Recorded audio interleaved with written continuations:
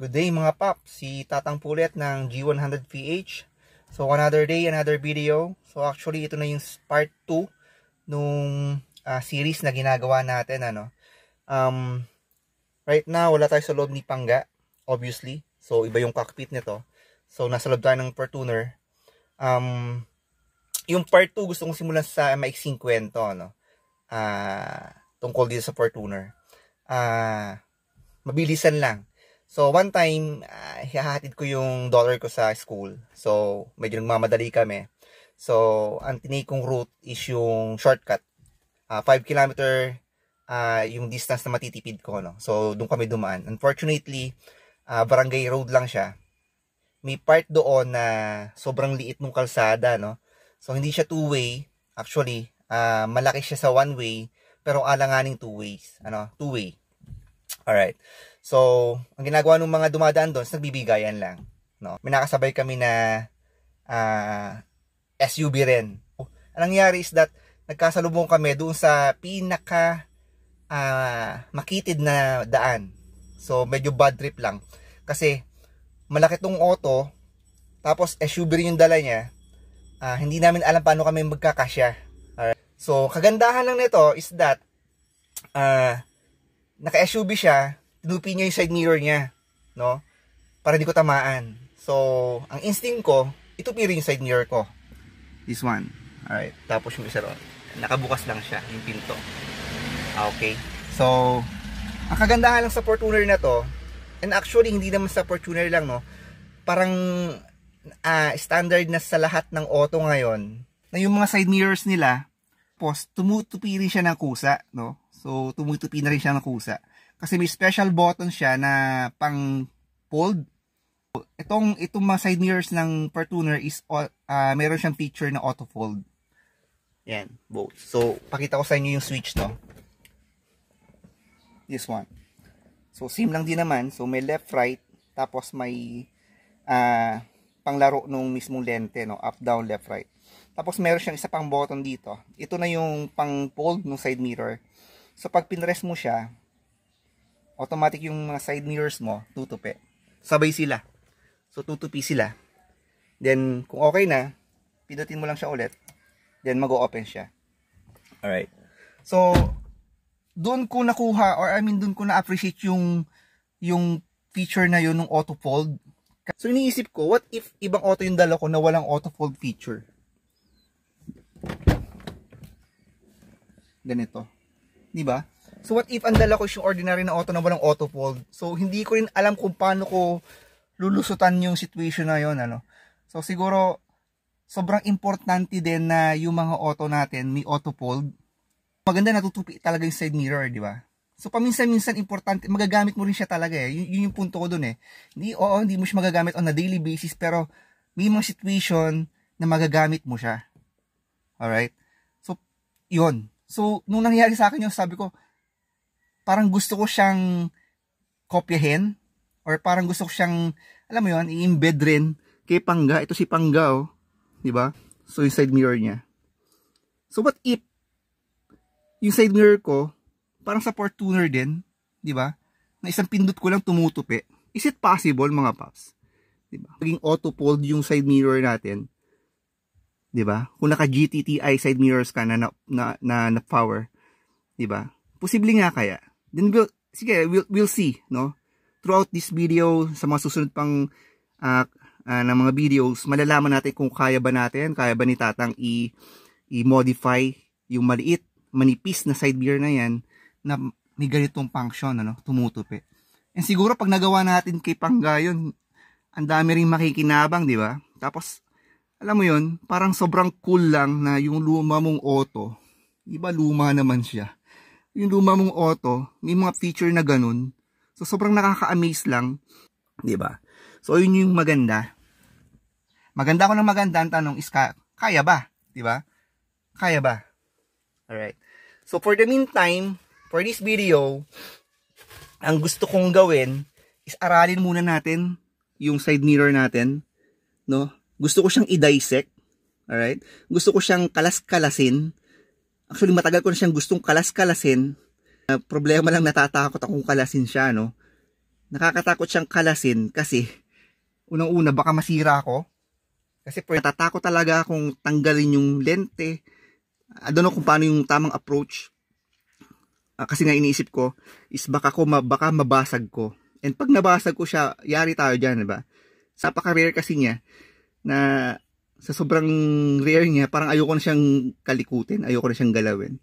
Kaya lang gusto ko talagang kopyahin yung auto fold eh. Yung feature na yon. Sobrang na-appreciate ko talaga yung auto fold na yon. So, samahan nyo ako, try natin i-dissect. No? Okay, so, yung side mirror, nasa likod tayo. Huwag nyo munang alisin yung side mirror sa auto. Okay, so para firm pa rin siya. No? So, mas madali mo siyang matanggal yung lens. Alright? So, ganito natin siya. So, pwedeng hanggang ganyan. So, ito yung medyo tricky na part. No? Kung paano tanggalin itong pinaka-lente. Sa ibang auto kasi, nowadays, ang dali nitong tanggalin. So, iniangat lang nila yan dyan. Tapos, sinisikot lang nila ng daliri dito. Alright? Kapag ganon. Then, tanggal na agad to. So, parang naka-clip lang siya doon sa backing plate. Alright, so sa side mirror natin hindi mo siya pwedeng gawin. Pag ginawa mo yun, sure ball yan, basag to. No? So, that is why yung mga auto ngayon, ang daling nakawin ng lente nila. Di ba? Ikutan lang yung auto nyo, tumabi, ginanon yung side mirror, sinungkit dito ng daliri. Dala na. No? Itong side mirror na Charade, hindi ganon. Medyo tricky to. So, mahirap siyang tanggalin. So, nangyayari dito is kailangan mong tanggalin yung mismong salamin, yung mismong lente dito sa kanyang pinaka-casing, no? Yung casing ng mismong salamin. Yun ang tricky doon. Para matanggal mo tong buong part na to. Alright? So, yun na medyo tricky. So, paano mo siya tatanggalin? Itong black part na ito, alright, plastic to, no? Pinaka-backing plate niya, plastic yan. So, iinitan mo siya using a heat gun. Kung wala kang heat gun, pwede naman yung hair dryer. Medyo matagal nga lang, pero pwede rin naman yun. Actually, yun ang ginagamit ko dati paglalatag ng mga carbon fiber sticker, no? Nakabili na rin ako ng dati pa ng heat gun. So, yung gagamitin natin ngayon, heat gun. So, iinitin mo siya, palalambutin mo yung plastic part. Wag naman to the point na malusaw. So, enough lang. Mga 3 to 5 seconds, iikot. Tsaka wag mo siyang bababar ng babad lang doon. Matutunaw siya talaga. So, iinitan mo lang siya paikot para mag-loosen out yung plastic. Medyo lumambot. At pag lumambot yun, that is the time na ipa-fry out mo yung mismong lente, salamin. Pa-fry out mo siya. Again, sobrang ingatan nyo, no? Kasi pag nabasag yan, wala. Uwian na tayo. Alright? So, meron ako ditong frying tool. Alright? Kailangan nyo kasi manipis. Just like this one. So, manipis to. So, pwede mo sanang gamitin. Pero, avoid using any metal frying tool. Pag ginamit mo to, glass to, salamin to, sure ball yan, sira yan. Diba? So, avoid using a metal frying tool. So, ano yung pwede natin gawin? Gamitin pala. So, I have here para siyang pick ng gitara. Manipis yung mga dulo niya, no? Kung makikita nyo. Manipis yan. Enough yan para makapasok doon. Madilim lang, no? So, para siya makapasok doon sa mga singit-singit. At pag nakapasok siya doon, ma-pry out mo siya. Dahan-dahan. Diba? Paikot, dahan-dahan. So, I have here 2. Actually, ito ay yung prying tool ng sa cellphone. Yung mga LCD ng phone. Alright? So, ayan. Kasi yung phone kong isa nasira. Na kailangan palitan yung LCD. Ako na lang din nagpalit. So, bumili ako ng LCD kasama na to. Itong part na to. So, sobrang lucky naman ako. So, hindi na ako naghanap. Ngayon, kung wala kayong ganito, try nyo rin yung pick ng gitara. Baka uubra yon. Or kung hindi man siya uubra, siguro yung mga maninipis na plastic. Alright? Basta yung enough na makapasok sa part na to, no? Pag ininitan nyo, may insert nyo siya doon sa part na yon. Oh my god, hindi siya masyadong kita, bro. Ganyan. Paano ba yan? Yan. May iipit mo doon, tapos may fry out mo. Little by little, little by little. Ang purpose is, kailangan muna natin makuha itong salamin, alright, doon sa kanyang backing plate na plastic. Pag nagawa mo yon, that is the time, madali na ang lahat. Okay, so yun lang yung challenge. So I have here heat gun. Ito yung ating gagamitin. Iinitan mo little by little, then try mong i-fry out. Pag kulang, ganun lang yung proseso. Huwag mamadaliin, alright? Importante, huwag magmadali. Kasi pag nagmadali kayo, malaki yung chance na mabasag natin yung salamin. Huwag naman sana, no? Pero mas malaki yung chance. So, dahan-dahan, take your time. Dahan-dahanin nyo ng init. Dahan-dahanin nyo ng fry. Pagpa-fry, and let's see kung mapapry out natin ng maayos. Buo, no? Itong mirror. Ngayon, isa-set up ko lang itong camera doon, dyan. Tapos, ipapass forward ko lang, no? Kasi magtatagal tayo masyado kung hindi nakapass forward. Papass forward ko lang habang pinafry ko to. So, tingnan nyo lang yung proseso ko, no? So, ganun lang yung gagawin natin. Alright? Simulan na natin, mga paps.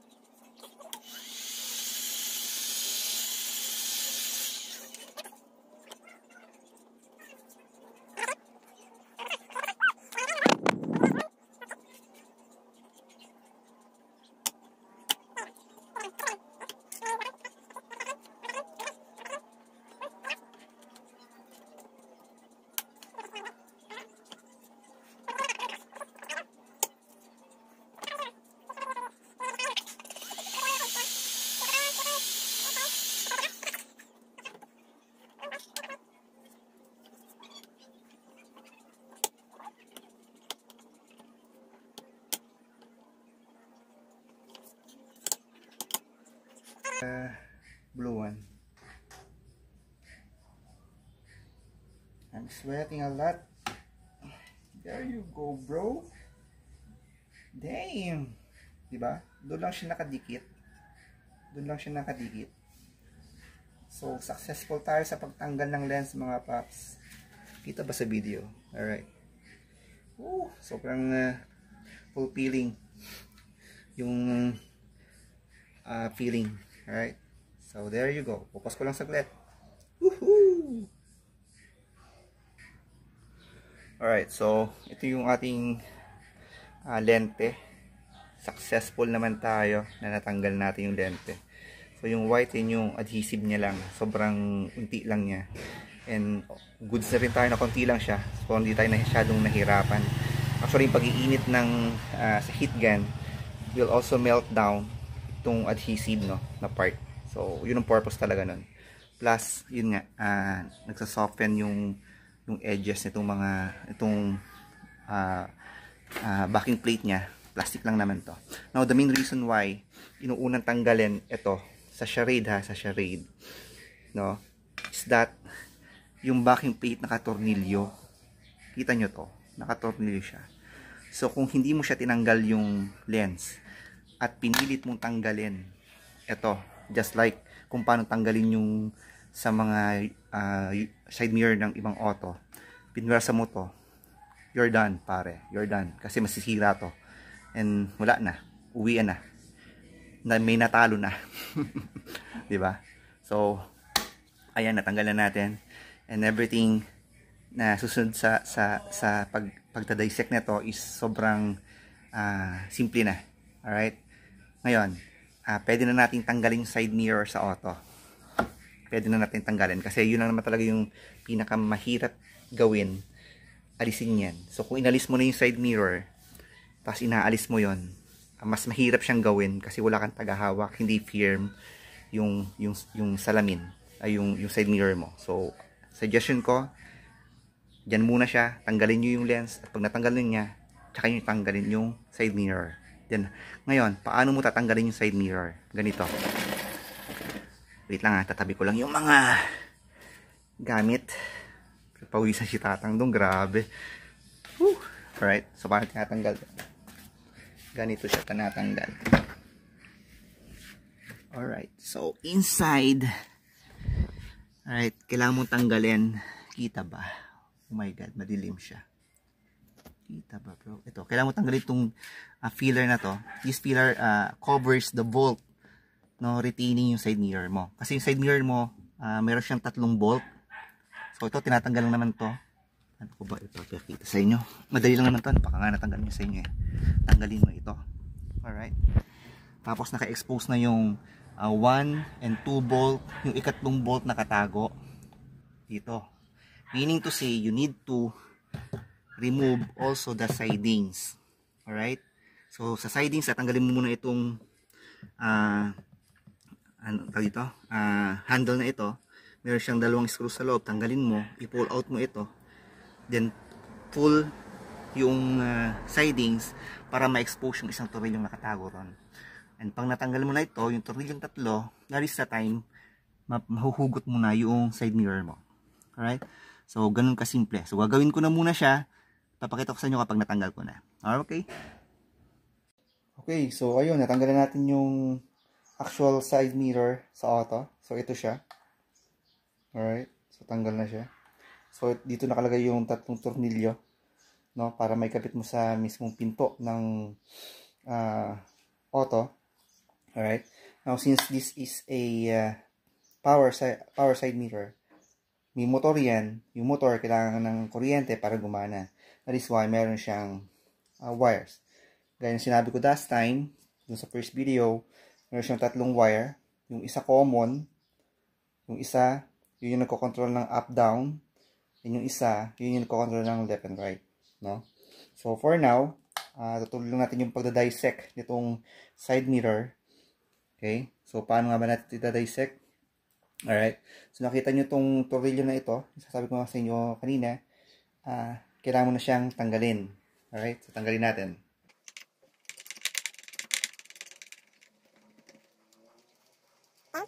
So, tanggalan natin. Meron siyang spring na kaganon siya ron, papunta ron. Kuha kayo ng isang lagayan para hindi mawala yung mga tornilyong tinatanggal nyo. This one, gawin natin doon. Then pull out na natin. Okay. So nakakabit yung 2 rod nya sa gear. So hihilahin nyo lang siya, hindi naman siya masisira.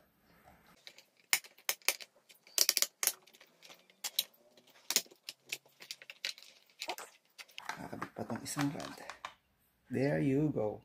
So yung backing plate nung salamin natin tanggal na. Ito siya. Okay, so meron siyang 2 threaded part. Tanggal ko mo itong rubber boot. Tanggal natin ito. Okay, matanggal. Sige, meron siyang 2 threaded part. So ito yung nasa gear sa mismong motor. Para pag ikot ng motor, nahihila niya, na itutulak niya. Same with this one. So ito ay buong buo pa. So maganda yung try natin kanina, walang sira, walang tungkab. Kaya magandang gamitin is plastic, kasi habang pinap-fry mo siyang ganun, diba? Habang pinap-fry mo siyang ganun, hindi mo nasusugatan yung edges. So nape-prevent mong masugat-sugatan yung mga edges, kasi importante rin na ma-maintain mo yung ganito, yung walang sugat, diba? Kasi luma na nga yung auto, tapos papangit pa yung edges, sugat-sugat. So iwasan natin by using a plastic frying tool. Alright, so set aside natin to. So this one, set aside natin. Okay, so ito yung boots. Actually, yung purpose ng boots, para just in case nagka-car wash or umuulan, hindi papasukin yung mismong motor. Kasi ito yung mismong motor, itong white na to. No? Itong white na to. Now, let's continue dissecting it. So tanggalin muna natin yung motor. So yung motor ay merong 4 na bolt retaining it. So this one, this one, this one, and this one. So tanggalin natin siya.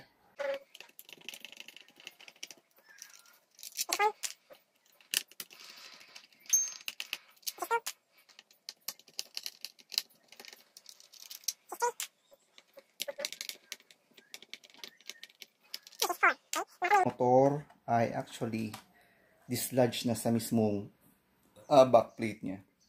Okay, pero hindi pa natin siya matatanggal kasi nakakonect pa itong part na to. Okay, tatanggalin ko na yung tape, tatanggalin ko yung wire, this one, para ma-pull out natin yung motor papunta rito, no? So tanggalin ko muna, pause ko lang saglit. Okay, so tinanggal natin yung connector niya dito. So pinutol ko lang yan. Then tanggal natin yung plate, base plate niya sa actual side mirror. So para matanggal mo yun, meron siyang 3 tornilyo sa ilalim.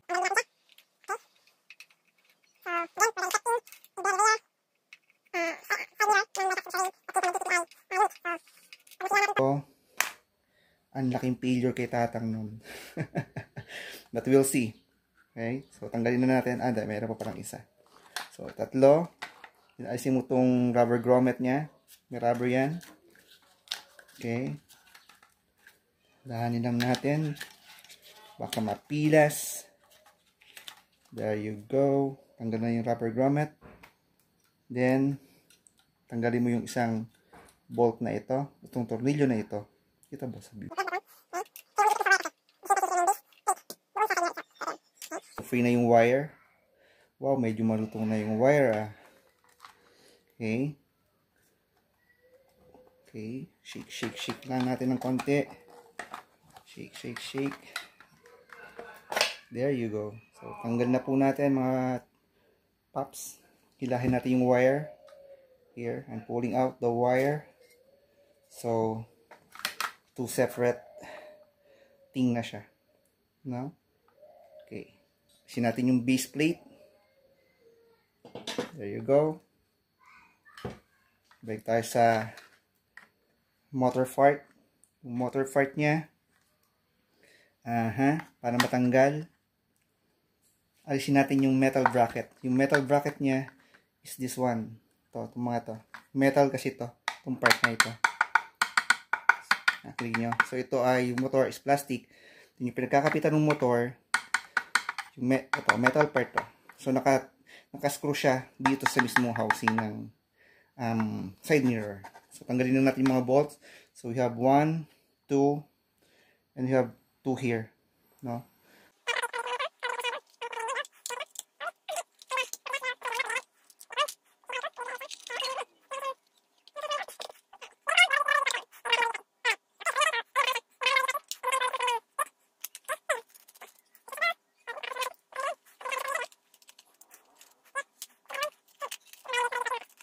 Ayun nun. Sobrang makakatulong sa mga DIYs natin o repair sa mga bahay. No, yung backing plate is tanggal na. No? Okay, medyo matigas lang siya. Teka, meron pa ba itong tornilyo? Tornilyo ka pa ba dyan, bro? Wala na raw. So, ba't ayaw niyang umangat-angat? There. So, yung backing plate, gumalaw na siya, di ba?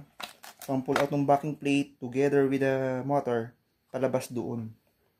Di ba? Hindi dito. Kasi pag dito mo siya hinila, haharang to. Itong part na to. Itong pinaka-puwit niya. So, ang pull out nito, papaganon. So, tulak natin. Tulak.